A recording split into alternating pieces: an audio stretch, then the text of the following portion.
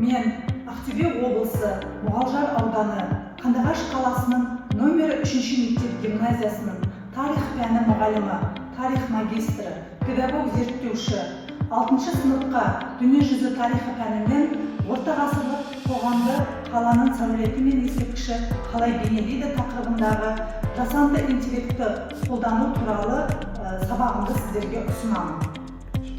Жасанды интеллект технологиялары бүгінде білім беру саласында үлкен мүмкіндіктерге жол ашуда. Тақырыбымызды әрі қарай жалғастырамыз. Осы бүгінгі тақырыпты әрі қарай мазмұны ашу үшін мына бейнероликке назар аударайық.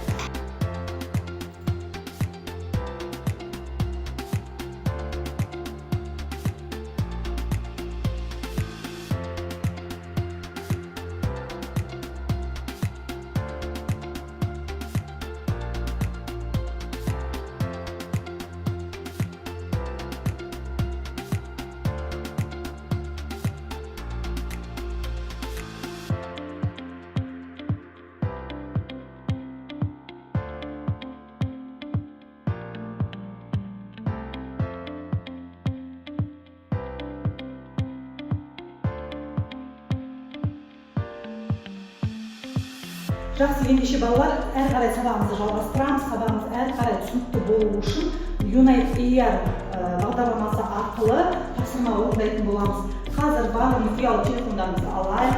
Ұялы телефондарымызды алып, мына QR код арқылы тапсырма орындап, QR кодты сканерлейді. Қазір сіздерге мына QR кодты сілтемесін сіздерге телефондарыңызға жіберетін боламын. Немесе келіп, мұнда сканерлей қойыңыздаршы. Hello, Ismail.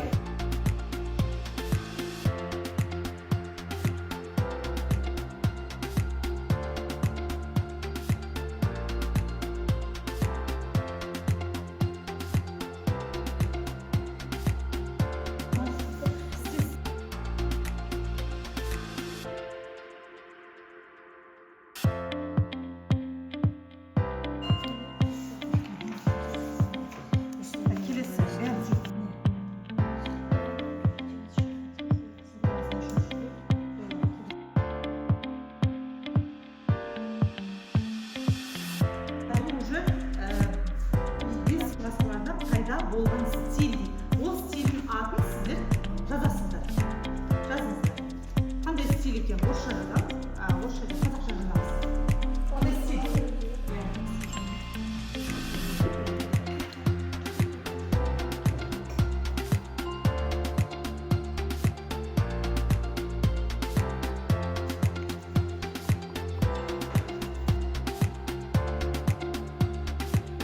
Балалар, енді бүгінгі тақырыбымызды бекіту үшін мынадай тапсырма орындайық. Қазір сіздерге телефонмен орындалатын тапсырма болды. Барлығымыз телефонымызды ашайық. Мына кодты сіздерге жіберемін. Немесе бұны да сканерлеп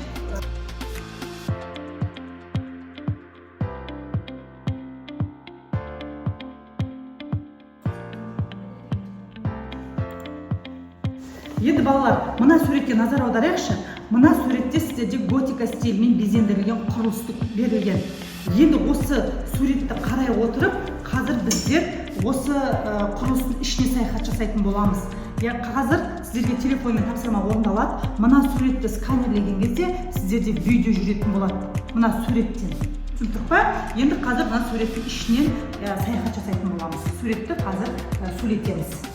Уақыт берейік, балалар, сіздерге 1,5 минут уақыт берейік. 1,5 минут уақыттың ішінде ойларды жинақтап, тез-тез сияны сабағымызды қорытындылайық.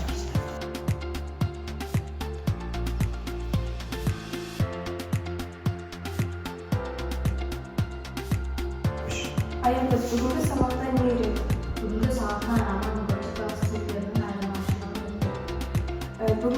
Бүгінгі сабақ маған ұнады. Саған ұнады ма? Маған да ұнады. Өте қызықты тақырып екен. Балалар, сонымен бүгін бізде Европадағы 11-14 ғасырлардың аралығындағы Европаның құрылысы, Европа мемлекеттері туралы өттік. Енді балалар, осы Европа мемлекеттері, орта ғасырлардағы Европа мемлекеті мен орта ғасырлардағы Қазақстанды салыстырайықшы.